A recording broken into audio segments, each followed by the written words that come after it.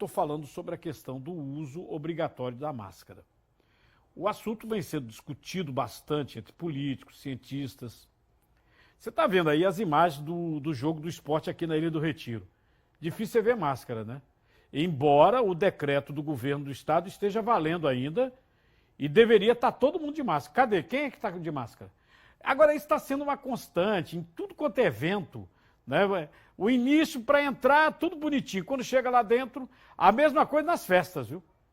Nas festas que estão acontecendo já. É muita gente sem máscara. Não, eu estou vendo aqui numa coluna social, os artistas fizeram uma festa de Halloween no Rio de Janeiro, né? O pessoal que vive dando exemplo, né? Pessoal sem máscara. Sem máscara. A festa rolando, dançando sem máscara, se agarrando, é um negócio de doido. Ontem, a Assembleia Legislativa do Rio de Janeiro aprovou a liberação do uso obrigatório de máscara ao ar livre.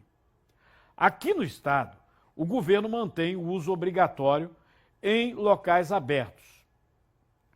Veja só, com a queda de casos, de mortes, será que é o momento realmente de liberar esse uso obrigatório de máscara? Né? O que você acha? Mas a gente vai ter uma opinião abalizada aqui. Nós vamos conversar com Ana Brito, médica, pesquisadora da Fiocruz. Inclusive, eu quero agradecer a senhora, está em Portugal aí, uma visitinha aí aos nossos compatriotas e está nos atendendo. Boa tarde para a senhora. Boa tarde, Cardinô. Boa tarde, telespectadores da Tribuna e do seu excelente programa que tem sido fundamental na informação e na manutenção, inclusive, de verdades e de apoio científico para o enfrentamento dessa pandemia no nosso estado. Olha, diante dessa questão da queda, né, e aí abrindo tudo aí, mas essa situação que é ilegal, né, porque a gente está vendo aí as torcidas aí, né, não estão liberadas para ficar sem máscara, mas difícil é ver gente com máscara na arquibancada. Inclusive, no jogo do esporte, essa aglomeração, professora Ana Brito, está vendo? Ó, que é uma aglomeração mesmo. Isso não é perigoso, não, nesse momento, mesmo com essa redução? Veja só, Cardinô, a redução do número de casos e de óbitos não significa que houve interrupção da transmissão do vírus, que é o desejável. Nós esperamos realmente, em algum momento, que a nossa cobertura vacinal seja tão alta, por exemplo, quanto a de Portugal, que até o momento não liberou o uso de máscaras, a não ser em locais como ruas e parques. Todos os demais locais o uso de máscara é obrigatório e 100% da população adulta está imunizada. Imunizada quer dizer, tem 2 doses de vacina e inclusive já começou o reforço. E 87% dos adolescentes, que foi o último grupo a ser vacinado, já estão completamente imunizados. Então, é o país que tem a maior taxa de imunização do mundo e, no entanto, essa pandemia ainda permanece, quer dizer, a transmissão do vírus permanece em todos os continentes. Então, enquanto não houver interrupção da transmissão do vírus, as medidas de barreira mecânicas, elas têm que permanecer. Então, o uso de máscara é imperativo, como uma proteção individual e como uma proteção coletiva. Uso de máscara, higienização, distanciamento físico. Então, é incompreensível que uma população que vai a um estádio, são pessoas que dispensaram um recurso para comprar o ingresso, que faça uma cena, quer dizer, que nos infelicitem com uma cena dessa. Então, as pessoas têm que usarem máscara, não só pensando no outro, mas pensando em si mesmo. Não é hora de liberar máscara, a pandemia não acabou, a hora da liberação da máscara não está decretado ainda. O vírus não decretou o seu fim, ele continua se transmitindo, nós temos ainda altas taxas de transmissão do vírus, nós temos redução do número de casos e redução de óbitos graças ao avanço da vacinação no nosso país e em alguns outros países. Então, é importante que a população verifique e observe o uso de máscara como uma medida de proteção coletiva e individual. Doutora, eu mostrei também uma imagem, uma passeata, né, O ar livre da Polícia Civil, mas era muita gente também sem máscara. Mesmo assim, em ar livre, havendo essa aglomeração, é perigoso para a transmissão? Ao ar livre, como a transmissão ela é aérea, ela ocorre quando ocorre a aglomeração, porque você não tem como dispersar o vírus rapidamente.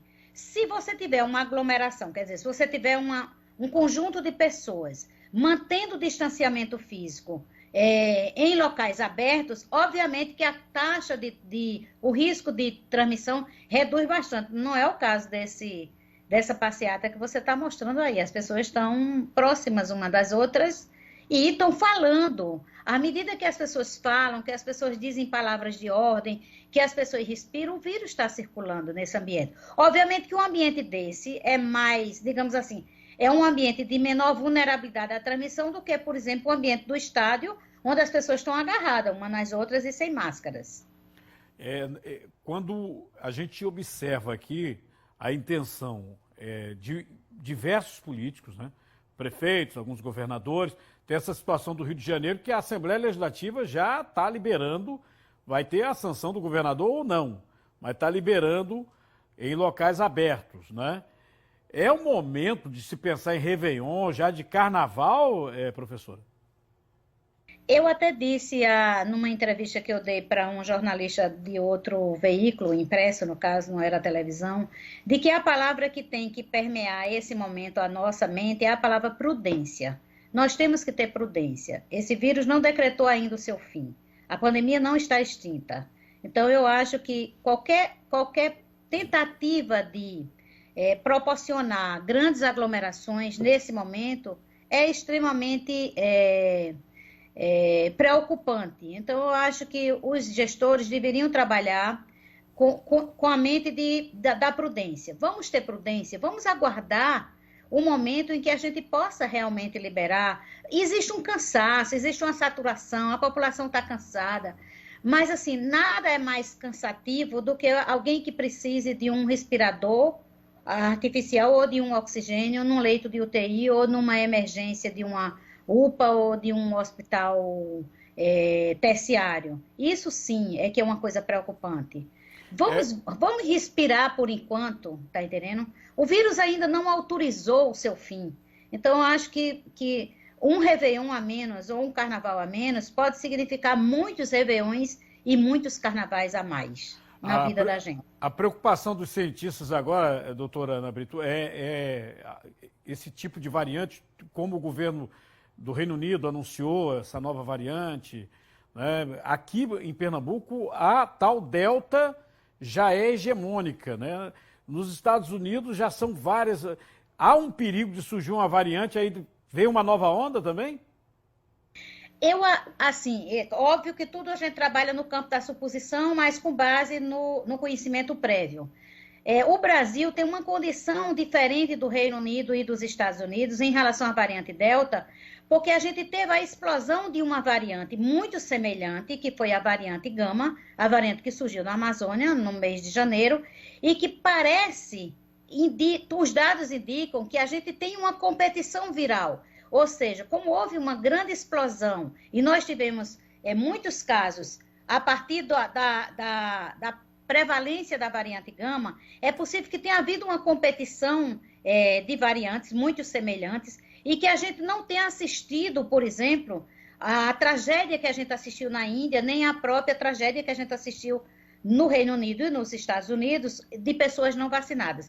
O Brasil conjuga dois fatores. Primeiro, essa possibilidade real da competição de variantes. Nós sofremos muito com a variante Gama, que foi disseminada no território brasileiro muito rapidamente a partir da Amazônia, e nós avançamos a partir das denúncias da CPI com vacinação. Então, nós já temos um nível de vacinação não protetivo ainda, mas bastante avançado, principalmente nos grupos mais vulneráveis, que são os grupos mais idosos e profissionais de saúde, e outros profissionais que trabalham com circulação de pessoas como motoristas, o pessoal da indústria.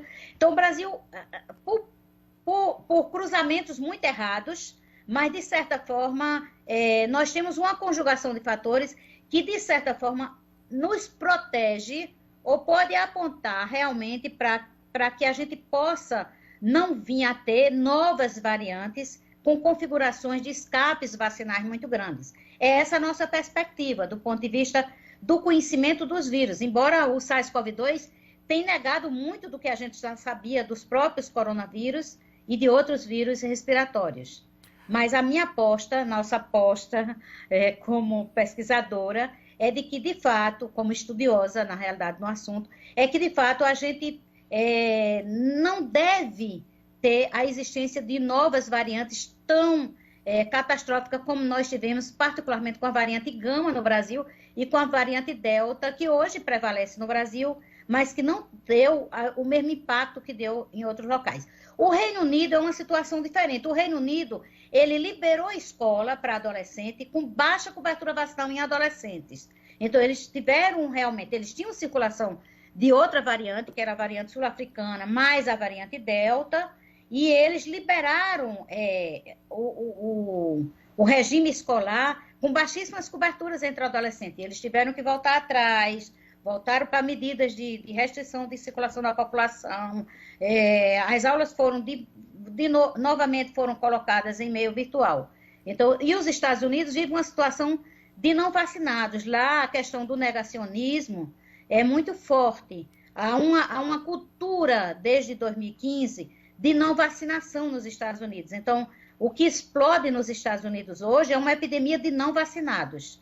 Então, tem estados negacionistas que a população simplesmente se recusa a ter vacina, tendo vacina ofertada em praça pública, né? Porque os Estados Unidos têm 3 vezes mais o número de vacina do que o número de pessoas que precisam serem vacinadas. É diferente do Brasil. O Brasil, a população aceita a vacinação. Nós temos uma tradição de vacinação e de aceitação de vacinação muito grande. Felizmente, ainda temos. Espero que nós continuemos a ter. Professora Ana Brito, muito obrigado por nos atender aí em Portugal, viu? Por nada, Cardenô. Boa tarde, Brasil. Boa tarde, Recife. Boa tarde. Tchau. Tchau.